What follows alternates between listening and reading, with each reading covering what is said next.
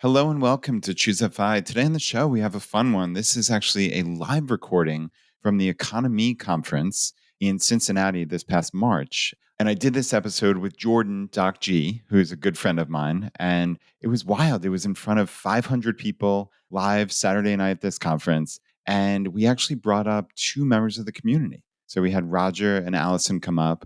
And then we did a Q&A with the audience where they asked us questions. So it was really a lot of fun, and I think you're going to enjoy this. So with that, welcome to Choose FI.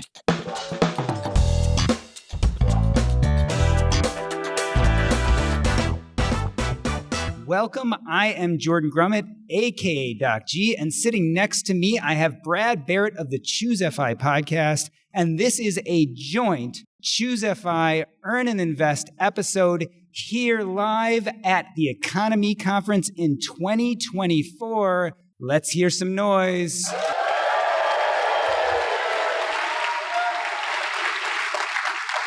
Today, we are going to talk about what happens when you know what you need to do, but you don't have the courage to do it. This is something I think all of us have faced.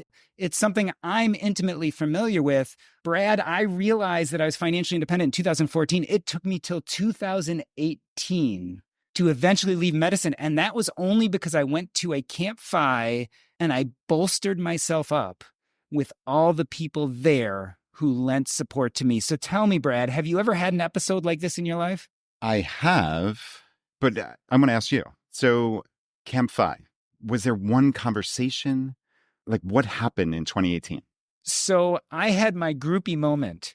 You see, I knew Leif Dahleen, the physician on fire, was going to that Camp FI. And I even wrote him before because he was a physician. He was an anesthesiologist. He was living the FI lifestyle. He was talking about retiring early. And so I wrote him and I said, hey, I really look forward to talking to you when I get there. But what I found is it was through a series of conversations with multiple people, with Leif, with Gwen, who's here today, who is there at that Camp FI, with so many different people. But what I got was the love and the support. So it was almost like, yes, this is a hard decision, but you can do that. You see, there's that guy over there and that woman over there and that couple over there, and they all face the same thing you're facing. And now 2 years later, they're living a life that's a lot more gratifying. So it was a series of conversations. And more important, Brad, it was the support of knowing that other people were there for me and I wasn't doing this alone. Yeah. And I think that's what an event like this is all about, right? Getting together with people. And I find that accountability groups, they just matter so much. And sometimes a group, it doesn't have to be a formal thing.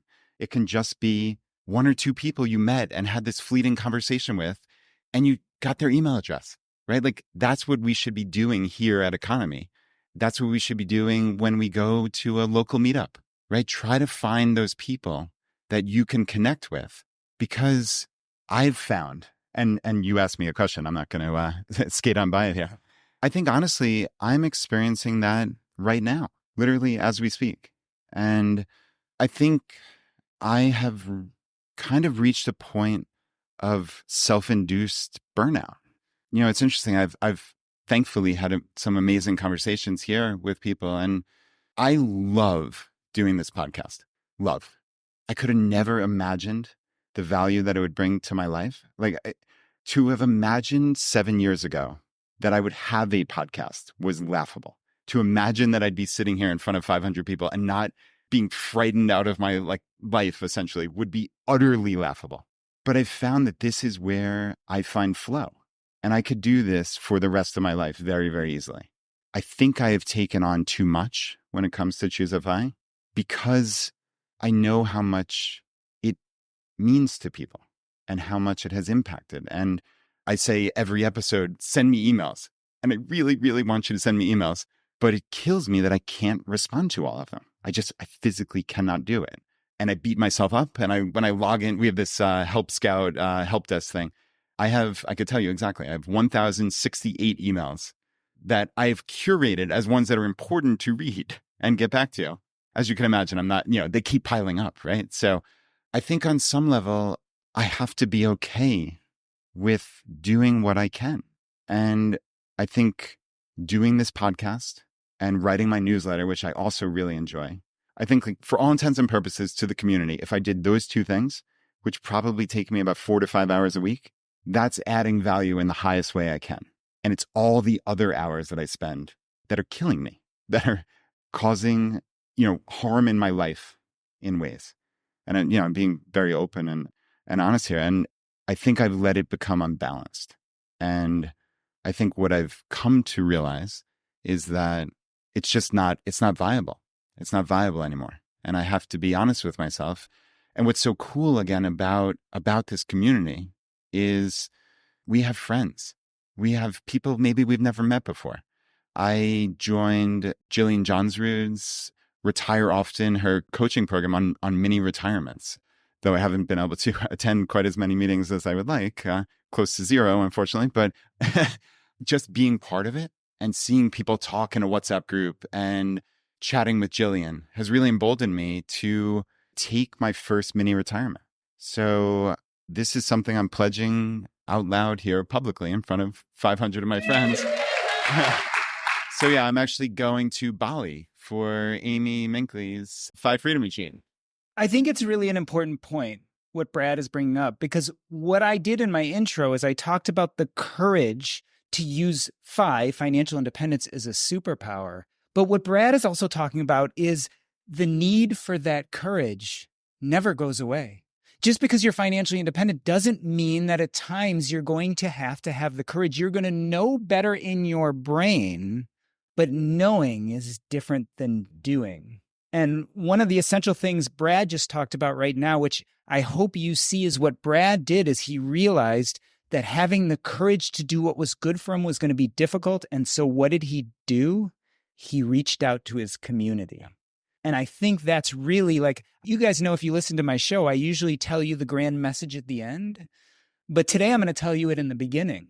If you really want the courage to do what you know is good for you, even if it's scary, even if you're stepping out of your comfort zone, this is your resource.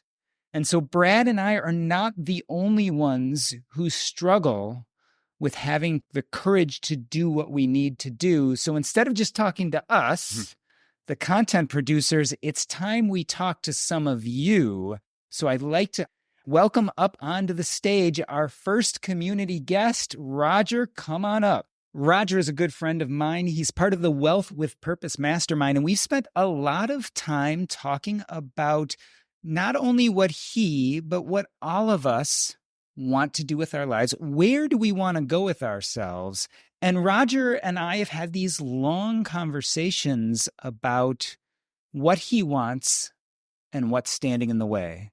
So today we're going to talk about, for Roger, what's happening in his life, what does he know that he wants to do, and what is stopping him from having the courage to do it.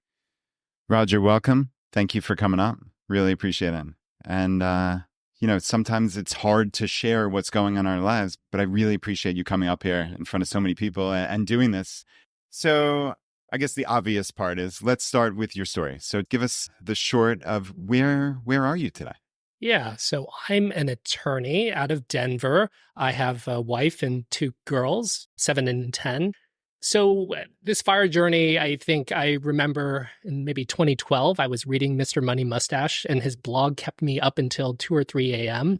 And I was thinking, is this person for real? He only gasses up his car twice a year. He spends $30,000. And so I've been on a journey, probably a decade long, to find you, essentially, to find who are these people in the flesh and ask them the questions of, what does it look like on the other side? I may have stalked Mr. Money Mustache's headquarters. I've gone to a Camp Fi. I've gone to a Camp Fi and a FinCon with the intention of asking some hard questions of people who have made that conversion to the other side. I think financial independence, retire early. I think obviously RE's the clickbait of, we'd all love to, quote, stop working. And I think this journey has been fascinating because we don't know what's on the other side. It's hard to know what's on the other side. And I think I've come to the realization, our family, we are at 35 times our normal annual spend. So we are at that point of FI. what this feels like is like we've reached maybe first level black belt. And then I'm realizing like, oh, there's all this other stuff like lifestyle optimization, cold plunges with Huberman or Ozempic and all these sorts of other things to kind of pursue. I have not left work. I have continued to work. So I'm a partner within a law firm. I manage groups and teams of folks. I feel an obligation to those teams of people. I am out there selling myself as a partner, and work is part of my identity. And so the last few years, I've been trying to separate, I'm not what I do, but I am who I am. So that's not an easy thing. Okay, a lot of things jumped out to me, but 35 times, but yet it's still not a slam dunk, right? Yeah, as Jordan and I have talked about, it's not necessarily a money issue. Two thoughts, right? Number one, so portfolio is like 90% equity, 10% bonds. My wife has a great remote job, which earns six figures. I think part of this is just, I don't know what I would do next. And I've tried to go through exercises to try to understand what that next might be, to be more self-aware of kind of the things that pique my curiosity and make me happy. But I haven't nailed that down. And I guess in the short run, so much of life, right, has been about financial optimization. The North Star has been money. And to take away that North Star is disorienting. And coupled with the fact that I have children, it not only feels I'm making the choice to not financially optimize life, right? The decision to walk away from work is a multi-million-dollar decision. And as a parent with children, it somewhat feels irresponsible to say like, hey, actually, we can't do that, X, Y, and Z because of resources. Part of me doesn't want to be in that position. But part of it is too, just the identity, the community, the status, all these sorts of things that are wrapped up in the job. Yeah, it's interesting, right? Because it's multi-layered. Do you honestly believe that your children will think you're irresponsible? I don't know. It's hard to know what they need. I will say that I'm often missing dinner. I'm coming in for, 20 or 30 minutes when they're about to go to bed, just being able to basically say goodnight to them, which is obviously, sorry, I'm choking up a little bit. Yeah. It's less than ideal. It's weird. I've had an 18-year career. To walk away, as Doc Shi knows, like from medicine or law, it is something you don't really return back to. I've built a practice. That step off the cliff is a steep one and a scary one. I'm sure the girls would like more time with dad. No, and I certainly appreciate how difficult it is. I think it's so easy to get caught up in, look at how much money I'm foregoing, right? But the way that I look at this season of life for me is my daughters at this point are 15 and 12. And it's almost kind of morbid to think about it in this way. But by the time they are 18 years old, that will be 90% of the time that I will ever get to spend with them. So it's essentially 5% per year of all the time that I will ever spend with them. And what I've done at this point is I literally have a countdown. Every morning when I open my computer, I open up Notepad. And now, thanks to Microsoft and how wonderful it is, they open up the most recent thing. And I literally have a countdown that says Anna. And at this point, it says about 880 days. And Molly is somewhere around 2,000. And that countdown is to August 15th of the year they go to college. And that is it. And I know how hard it is. But what it does is it helps inform how I live my life. So I've had so many conversations about roller coasters here this weekend. It's essentially all I think about and talk about now, thanks to my daughter. So I am a roller coaster enthusiast in knowledge. But what happens is at 9:00 at night, when I'm ready to go to sleep, because frankly, that's my bedtime, she wants to talk about roller coasters and I want to go to sleep. But I know that on August 16th, 2026, I will give anything for her to be sitting on that couch asking me to talk about roller coasters. And to imagine that I would give up anything, going to sleep or going to work or whatever it may be, to not have that conversation with her when I know for an absolute fact 2 years and 5 months from now that I will give anything for that time back. that centers you. That means something. And to me, that means so much more than what society thinks or what the neighbor thinks. And believe me, I get it. I really genuinely do. And I know how hard it is. And I think, again, it's this group. It's finding accountability. It's even finding solace in the numbers, right? Like it is essentially like a metaphysical certainty that you have enough money, especially if your wife continues to work in some way, right? Like, I'm not advocating that, but nevertheless, like you're there. You're operating off the presumption that I want to spend time with my children.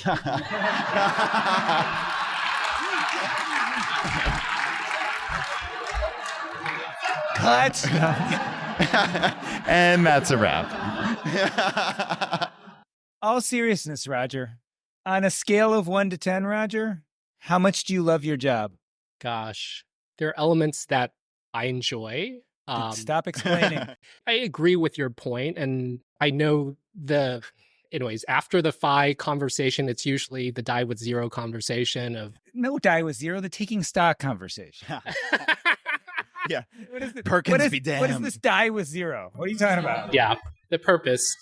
I agree, life is limited. So I think an element of this, and Dakchi has identified this, it's not about the money. There's other issues, right?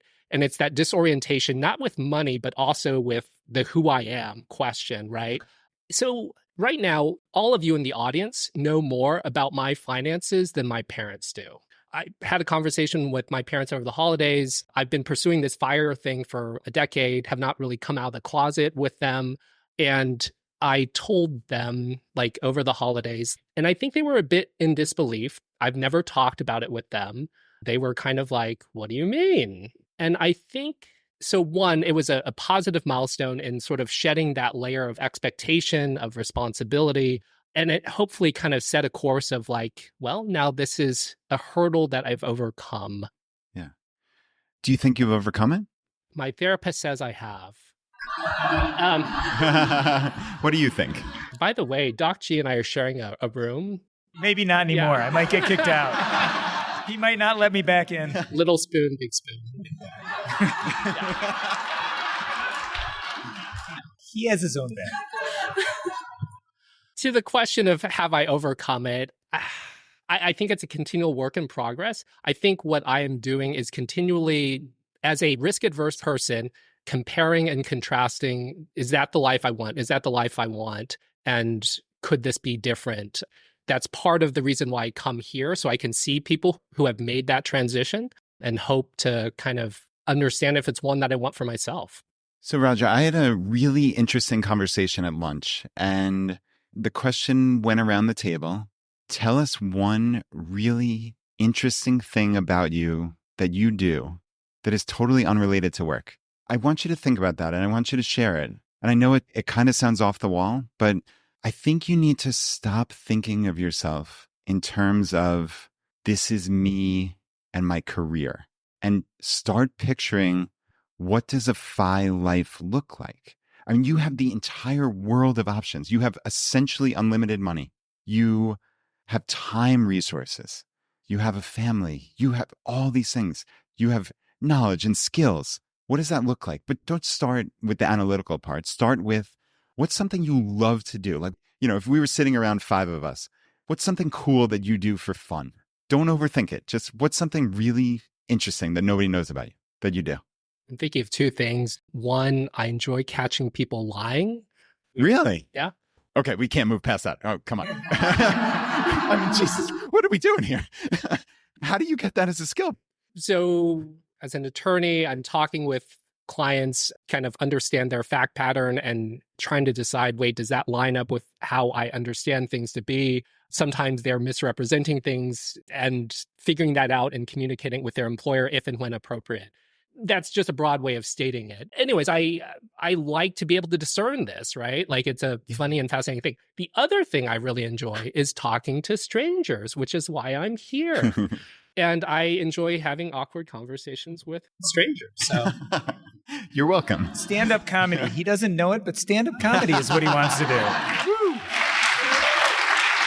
The truth of the matter is we don't expect we're going to solve these problems today. But the reason why we wanted Roger to come up and talk about these things is because it's hard.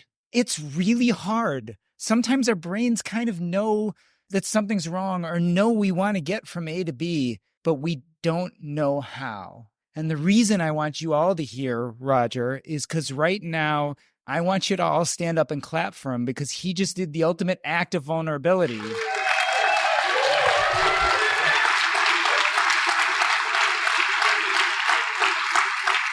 And Roger, these are your people. These are the people who are going to help you figure out what it looks like and how it can get better. Yeah. And that's why we're here today. And that was just guest one. I am going to bring up our second guest now. Alison, I met for the first time just literally 2 days ago.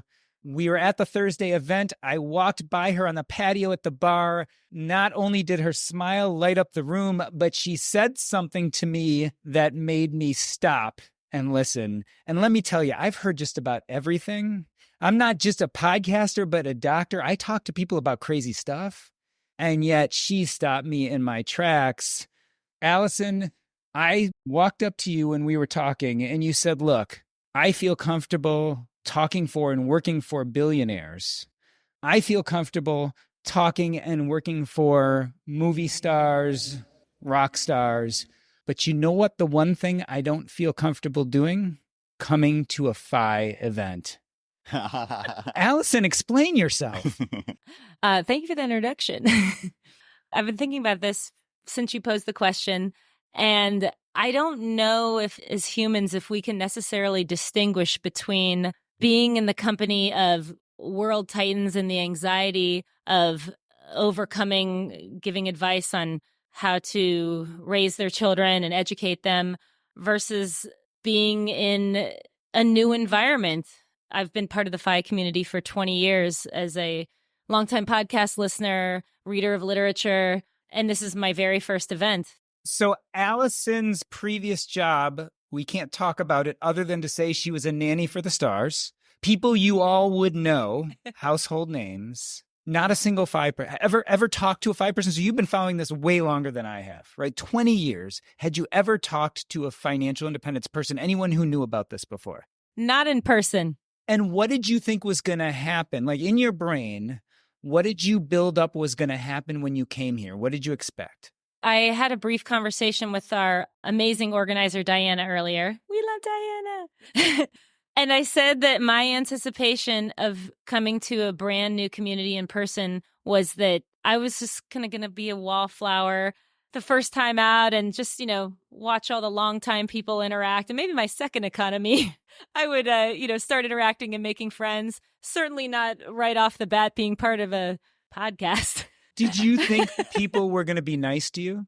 I thought people would be cordial, but I thought that people would have their longtime friends and that there would be a hierarchy that I wouldn't necessarily be a part of immediately. And I have to say, I'm a natural skeptic. I overthink everything. I'm a minimalist. I have 4 of these same outfits to take away decision fatigue. And I honestly was very surprised by being in this community and feeling so welcome and the lack of ego. And just once I figured I started talking to people on Thursday night and they were pretty welcoming. And one of them was a major person in the community, which is Jordan. And then I talked to Brad and I talked to some other folks. And it just made me feel like, well, I guess I can talk to anybody here. And that was really surprising to me because I think that typically there's a barrier of entry to being in a community. And I haven't found that here. And I'm still pretty perplexed by it, honestly. I'm looking for the bad apples and I can't find them. So imagine this. The first FI person she met is she knew she was coming in the airport and didn't have a ride. So who picked her up at the airport? Josh Overmeyer. Can you imagine a better ambassador for the financial independence community than having Josh Overmeyer be the first person you met? I'm very fortunate. So looking back, are you a little bit sad that you weren't able to maybe take the action earlier? So we're talking today about when we know what we want to do. And clearly you knew you were connected to financial independence and you wanted to be part of this community, but it took you quite a long time to get here. Are you thinking back now going, wow, I should have done this 10 years ago? I do think that I should have been part of an in-person event sooner. That being said, my last 20 years were marked by a really intense work schedule where I'm not sure how many opportunities I would have had to be part of a event like this without a lot of logistics and planning. So I tend to think better late than never. But of course, I would have liked to do it earlier. Yeah, it's just, it's amazing how I'm 44 and things can still surprise you. So that's been great. What would you tell? So there are going to be people listening to this on Earn and Invest, people listening to this on Choosify, people who, like you, have been lurking in this community, but it felt a certain amount of fear about getting involved. What would you tell them? I would say that if your anxiety level is higher than mine, then that's that's unusual. And and I think you should go for it, because one of my goals for moving into a post-FI space is being part of a community and finding meaning that way. And I think that it's been difficult to take the leap, but I would absolutely advise anybody to try it. And I'm the biggest skeptic in the world. So I'm happy to be on this new journey. I've had my identity be as a teacher and a celebrity nanny for a very long time. And I haven't done a lot of else with my adult life. And now all these options are opening up. So if you're somebody that is looking for a completely new way of living, then I would go for it. Alison, we're talking about like new chapters in life and finding those points, right? And it seems like this is that, in essence, like line of delineation, right? Like before and after, which is really pretty wild when you think about it. You come to a 3-day conference and like it feels like a sea change. Yeah. Where do you go from here? Where do you go from here in your life, in your next chapter? Like, you know, we always talk on Choosify about taking action, right? Like what comes out of an event like this?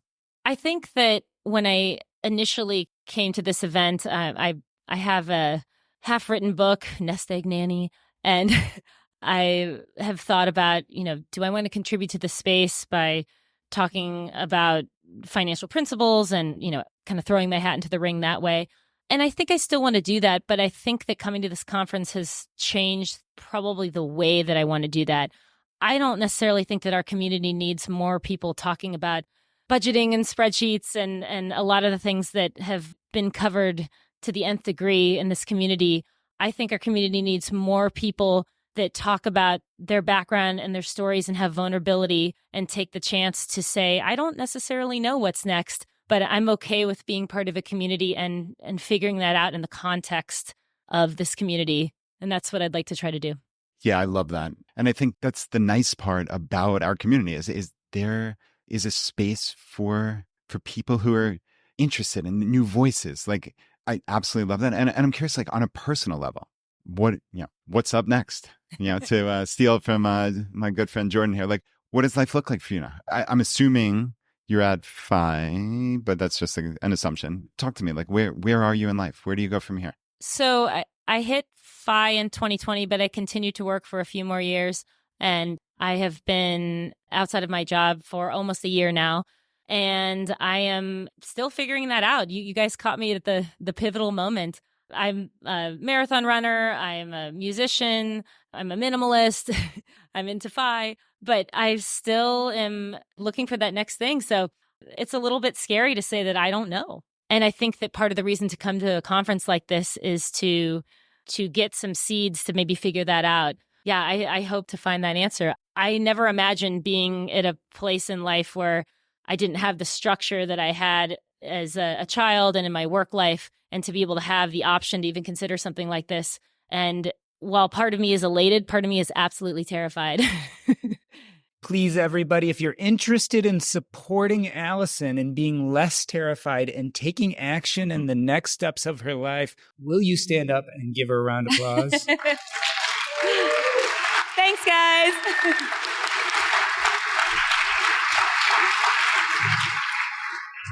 Well, Alison and Roger, I really wanted to thank you for being on the show today.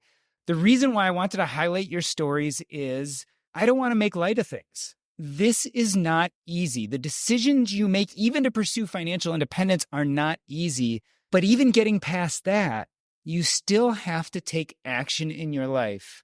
I had to go to Camp FI. to take action in my life. Brad even recently had to go back to our common friend, Jillian Johnsrud, and get part of her mastermind and her coaching to take action in his life. When you look at the people sitting around you, these are the people who are going to help you do what you need to do now and in the future. All right. As the after show, we are going to do a question and answer. William McVeigh is going to carry around a mic, and you guys are going to get a chance to ask us, either Brad or I, any question about FI, podcasting, or whatever have you. All that I ask is that you tell us your name and tell us who you want to answer the question, and this will become the after show. Unfortunately, we can't record your voices because that external mic he's carrying around doesn't record, so we are going to repeat each question, and then we're going to answer it. Please raise your hand if you have questions for either Brad or I. So yeah, Andy asked essentially, what does my week look like? How many hours am I spending on this? And just like a general framework, kind of getting at the heart of what is the overwhelm, in essence, as I'm hearing it. I guess, for me, it's funny because I've just like you guys, I know all the right things to do, but sometimes it's hard to actually do them. So I've listened to every productivity expert, take a diary of what you do every week and yada, yada, yada. You just do all this stuff, right? I don't do any of it. I know I should. So I think for me, Andy, it's just a mental overwhelm, because I think if I'm actually honest with myself, I'm not actually working more than 15 to 20 hours a week, but it's more Parkinson's law, right? It's like the work swells to fit the time you have allotted. And when you sit in front of a computer for X number of hours, you kind of conflate that with working. And I think I need to truly be more intentional. So, listen, it's funny because when I actually look objectively at my life and my week, it's fantastic. Absolutely fantastic. I'm going to the gym 8 hours a week. I get to spend time with my family. I go to the sauna a couple times. My life is amazing. But yet, that's objectively. But the internal sense, a lot of times, is overwhelm. So that is my lived experience. And I think it's because I've allowed it to backslide to that point where maybe I try to take on too much. And it's funny because as I hear myself saying that, it's like, oh, poor me. You have too many people writing you to say, oh, you changed my life. Oh, poor me, give me a break. But I feel this compulsion to write, people pour their hearts out to me. And it's really legitimately hard to respond to all these things. And I wish I had a better way to do it. And I don't. And it honestly, eats me up inside. And I think at some point I just need to come to the conclusion that I can't do it. I can't possibly do it because it's causing an imbalance in my life. And I think you need to find areas that light you up. And for me, this podcast, all my self-deprecating, ridiculous jokes aside, I love podcasting. I love it. There's something about this that just energizes me. I get to sit here and talk to super interesting people and ask questions. It's like my dream. It's amazing. But I let all the other stuff overwhelm me. And I think, again, part of a community is finding people that can put it in perspective, that can give you advice, that maybe they've been there. They're a couple steps ahead, no matter who you are, right? Like Jordan said, just because we're at FI doesn't mean our lives are unicorns and rainbows all the time. It's just not. That is literally, it's not the human experience. And this is really important for every single person here to understand. Just because you reach a number on a screen does not mean your life is unicorns and rainbows. It can be fantastic, obviously, and it's so much better than if you hadn't pursued FI. Nobody's arguing that. But you really need to be intentional. And just the way, entropy maybe, there's a state of disorder that comes when you're not intentional. And I think I've allowed that to happen for too long. And I kind of mentioned in passing before that my plan is to take a mini retirement towards the end of this year, which is really 2 or 3 months where I just take a step away. And I'm just really super excited about that. So yeah, that's kind of where I am. Thank you for that wonderful question. So the question is, FI is evolving and move from austerity towards lifestyle design. And your question to us is, where do we think it's going? I most definitely think we are moving away from the basic original FI principles. And this is what happens with movements. You start with the original hardcore beliefs, and then young people come in and iterate. And it's cleansing, it's natural. And what should happen is continuously new content producers, thought leaders will come in and they'll bring new ideas and they will build and take a concept that was good and make it better and eventually great. And that is exactly what happened with FI. I mean, the old version of financial independence, front-loading the sacrifice, grinding it out and retiring as fast as possible from a job you didn't love and then finding yourself, has really changed to a story where we're starting to look at what does our best life look like today and building a financial framework around it. And I see the conversation really moving to the point, and none of you are going to believe this, where money starts becoming less relevant. Because financial independence, A, is a state of mind, and B, there's lots of ways to get to financial independence. Only the first way is to front load the sacrifice and get to that net worth number. But doing the passion play and going for what you love doing and making a living doing that for the next 50 years may be your path to financial independence. Or working on those side hustles and passive income and working very part-time for the next 30 or 40, 50 years may be someone else's version of what a good life looks like. So we're really moving to a place where we're talking about things like purpose and identity, and we're talking about building these communities. And that becomes the FI, not the number and not the net worth. Yeah. Yet again, I'm not sure I can top that, but it's beautiful. Like how he talks like that. It's astonishing. Yeah. I mean, for me, I think clearly front loading the sacrifice is dead. I think fire, the RE, is an absolute distraction. And that's why we have been very intentional at Choose a FI for 7 years now, that the retire early is ridiculous. I mean, I can count on one hand the number of people who have retired early and sat on a beach and done nothing, right? Because if you have the wherewithal to reach financial independence decades early, you're not going to sit around and be unproductive. So I think moving away from like, oh, the FIRE movement is bad. Like every time I see that, I want to like strangle someone in essence. Like it's a caricature. It's preposterous. Like, is there any world where you are worse off having pursued financial independence? There is no world. So any of these bozos who want to talk about this in the media, like, oh, the FIRE movement is terrible. Like it's because you're focusing on the wrong thing. You're focusing on this preposterous retire early. That is a caricature and always has been, because nobody does that, right? So like we have tried to Choose a FI for a very long time to make this something that is approachable for everybody. And I think that's why, we moved away from the extremism to you find financial independence where it fits in your life. And I think, frankly, frugality will always have a place. If anything, I feel like I've moved too far away from the messaging of frugality, because it is very important at the beginning of your journey. Because honestly, for most people, if they are coming into this community or world living paycheck to paycheck, they have to make changes, right? Like we have to be honest with ourselves. And sometimes I think it means smarter choices, but frugality is part of that. And then as Alan Donegan, who's sitting here in the front row, and when we had the pillars of FI, and we left out entrepreneurship and earning more money and salary negotiation, you layer all of this stuff on top, right? But it starts with getting the fundamentals right and building a life based on spending on what you value. And I think that is a universally applicable message for everybody. And I think you ask, where do we go from here? I think honestly, this event is a perfect example, right? Like community is where we go. Because this means something to all of you. That's why you're here, right? You took 4 days, 5 days out of your life to come to this conference that you can't even explain to people. What the hell are we doing here, right? Like, and spend a good bit of money traveling. But it's because it means something to you, right? And how do we bring that home to our local communities?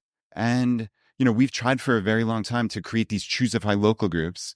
And, yet again, I'm hard on myself, but, like, we haven't done the greatest job from like Choose FI to help those succeed. But that's something that like I really want to help. And I ask all of you to help build the communities that you want to see. This doesn't just have to be 3 or 4 days on one weekend. You can build this in your community. And I see people like Kristen here sitting in the front row who's doing this, right? Like I see Vanessa who's done this in New York City. And like, it's remarkable. People just step up. You have to be that change that you want to see in your local community. You have to step up. Diana, who literally runs this conference, has basically revolutionized, and the Cincinnati group, frankly, has revolutionized what we have going on in local groups with the case studies.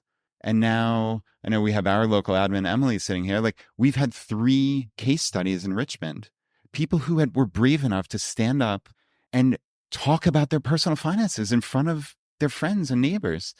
And the second person who did that, literally, as I understand it, realized, oh, wow, I'm at FI and I'm stepping away from my job.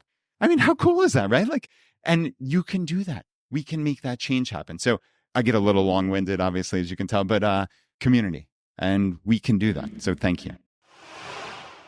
So the question is, and thank you very much for that thoughtful question, is how do I, as a physician, reconcile the fact that society paid a certain amount to allow me a medical education and to co-practice, and also how I step away from that identity of being a physician? So let's talk about the price of becoming a doctor. It is true, our society does pay a certain amount of taxes that go to Medicare, that support residency programs, et cetera. I worked 80 to 90 hours a week for 3 years. I took care of patients who died in my hands and felt guilty and sad and afraid and lonely and lost. I became the shell of a person I was. I lost my sense of humor. I lost my sense of patience. I carried each and every patient with me for all those years. There is no price that society paid that was worth doing that. I did it because I had the drive and interest and empathy to do it. But when I was done, there was no amount of money society could have paid to train me that would have been a fair exchange for what that felt like.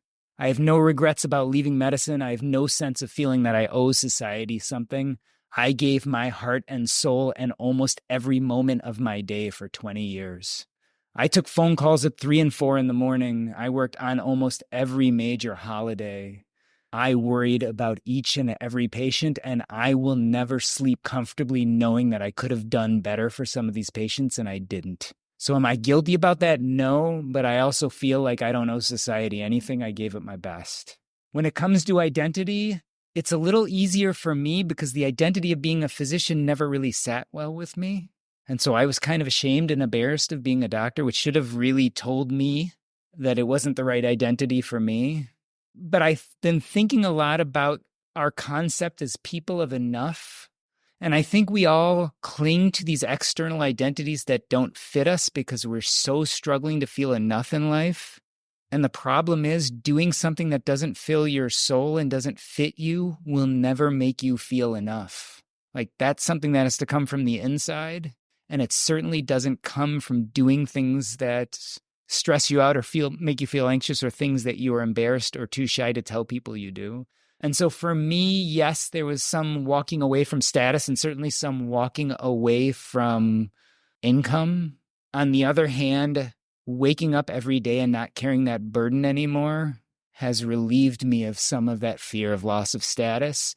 And thankfully, when I was able to embrace things that felt more intentional and authentic to me, I have a whole different sort of identity and status that actually feel a lot better. Like I was saying the other day, and I've said this a few times on the podcast, when I Google my name and the descriptor comes up writer, I feel more pride than I've ever felt in being a doctor.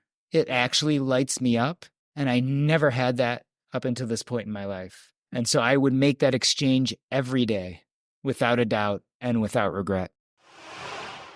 That's a great question. So to kind of summarize, the question is generally about charitable giving, and I guess both in our personal lives, but the FI community generally. And it's funny because we're recording this at EconoMe. And when this goes live on our podcast, it'll be after the fact, obviously. But this coming Monday, so literally, I guess, 28 hours from now, we have an episode going live precisely on this. So you couldn't have timed this better if you possibly. And it's wonderful. It's on effective giving. And I think it's really going to resonate with the FI community specifically, because obviously a lot of us are analytical, and I thoroughly enjoyed recording this episode. And it made me rethink charitable giving. And, honestly, I don't have a perfect answer for you right now on what charitable giving looks like for me going forward, but I think it clearly looks different after this episode. And I suspect a lot of you in the audience and in the larger audience will have a similar, I guess, impact based on this episode. So we had two people come on, actually one of our local group admins in, I think, Ogden, Utah, Rebecca, and a gentleman named Jack, who was a executive director, I think, of One for the World. It's essentially effective altruism, effective giving organization. And I think for me, our giving has always been very haphazard. And it's, hey, a friend has some type of charity. We'll give $50, $100, $200. Or, oh, we love clean up the James River in Virginia, so we're going to give to that. And we'll give to our universities a little bit, whatever. But again, it was just very, very haphazard. And it didn't feel, and it frankly hasn't felt like it was making any type of difference. And I mean, to be perfectly honest, I've always felt a little guilty that we haven't given more, but not to repeat myself endlessly. But I think this episode made me realize that there is a better way to have a conceptual framework around charitable giving. And for the first time, I'm actually excited about, okay, I can do some research on this. I can find these organizations that, almost like how J.L. Collins has helped me figure out investing, like these organizations help me figure out giving. And, that's my personal takeaway. I don't suspect, and that's not to say, obviously, that all local giving is bad. I'm not arguing that in any way, shape, or form. But I think having some type of framework will be useful. So long story short, just listen to the episode on Monday. I think it's going to be good. I'll actually start, and then I think Brad will chime in. So I believe the question was, when we encounter someone maybe outside of the financial independence community, or we're interacting with them and maybe telling them about this, how do we help them be introduced to the community and understand that there's both a math and a psychology part, and help integrate that in such a way that we can have a productive conversation? I guess I look at it, I hate to say it, I look at it this very similar to the way I look at dealing with hospice patients. And so we have a saying in hospice is you have to meet people where they are. And so a lot of what I found about dealing with people who don't understand financial independence, but yet they're talking to us about financial pain, and we clearly see an answer, but we know they're not there yet, is you really have to see where they are. And so some people innately will understand the psychology and not the numbers. So if you meet them where they are and work first on the psychology, you may have an in to eventually work on the numbers. On the other hand, if you meet someone and they're much more the numbers and not the psychology, then you meet them where they are and get deep into the numbers and then move towards the psychology. Unfortunately, often we meet people who aren't about the numbers or the psychology, but they're under stress. And this is where I think we have to not give up. This is where we have to make ourselves available and open and say, hey, we've discovered this thing. You might not be, ready to hear about it now, but I think it'll be helpful. And they might not be ready for it today or tomorrow, but maybe when their pain gets more, or maybe when they're open-minded, they'll remember that you had a solution and could help them, and they might come to you when they're more ready. And then you can meet them where they are again then. And hopefully they're at a different place where they might be ready to start talking about these things. Yeah, I think as a lot of us have determined, there's no easy answer for this, right? And we do the best we can. And I think by being open, and I look for like little clues of people talking about random things, like even simple things like, I don't know, 401k, or I clip coupons, or yeah, that's kind of antiquated, but anybody talking about some way of optimizing, like, okay, this might be someone who's open to this now. I'm not trying to change people's mind. And I think when we start standing up on soapboxes and trying to pontificate about how amazing we are, I mean, come on, like who wants to do that, right? And people don't want to listen. That's not what we're doing here. We're not trying to convert people. But I think we can help people by providing an example and being there for people. I've had people kind of, obviously it's a little different, right? People know I have this podcast, but I mean, people have asked me for help when I don't think they would have felt comfortable. And it's been really gratifying to help people in my own friend circle. I mean, unfortunately, a lot of people wait until the very last minute when they're like at this point of terrible stress. But nevertheless, to your question, it's a little bit of everything. I would almost even, I knew you were talking about like maybe scoffing at, oh, it's just the big three. But I would even say sometimes the little things are the big things when it comes to making habit changes, right? Like you don't start selling your house and moving 1,000 miles away, right? Like you can start by, hey, if your cell phone costs $100 a month, hey, I just changed to whatever, Mint Mobile, and it's $20 a month. And, oh, there's no downside to this. I'm saving $80 a month. And you see, okay, I can start making these changes. It's fun. And wow, my bank balance is going up every month. Oh, what else can I look for? I think like, to me, it's like that little change. And as we know, getting into the numbers, right? Like every $100 per month that you cut out of your budget is literally $30,000 less you need in your financial independence number. That sounds crazy, right? But super simple. $100 a month times 12, $1,200 a year times 25 is $30,000, right? So, I mean, the little things can be the big things. If you have somebody, a friend, or even you, who has, I hate to harp on the cell phone thing, but like 2 expensive cell phones, move them somewhere, right? And like, if you did that for a couple, it could be a $200 savings. That's $60,000 less you need in your phone number. So the little things can be the big things, both in terms of the numbers and the psychology. So I think for me, it starts with those little changes and then it goes from there. All right. Jordan's being kind and giving this to me for some reason. So yeah, the question, I guess, is how does it feel to be a little celebrity in this community? Yeah, it is bizarre. It's wonderful and weird all at once. So I've jokingly said, I'm going to go home on Monday. I'm going to roll into town at 3:00, and literally no one on earth will care that I'm alive, in essence. Like nobody. My family will say hello to me real quick, and that'll be that. But yet when I come here, I literally have hundreds of people. I have like a line of people waiting to talk to me sometimes. Like it's obviously kind of bizarre, but it's amazing to think what a difference this crazy podcast that we decided to start in like a spare office in Richmond, Virginia, what an impact on the world that's had in 7 years. And, sometimes it almost feels like it's like the aw shucks moment, like, oh, but it is bizarre. It is hard to wrap my mind around.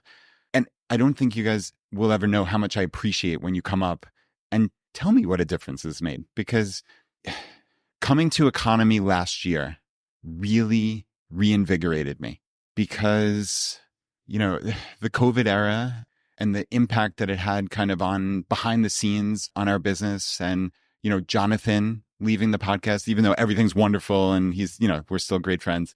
I mean, those were big changes. And, there was a very easy out for me at that point, right? And coming here and seeing that not only did people find Choose FI back in the, in my mind, the glory days of 2018, 2019, I've just arbitrarily made that up, but that people are still finding it today, and it's really making a difference. It's, it's really something special.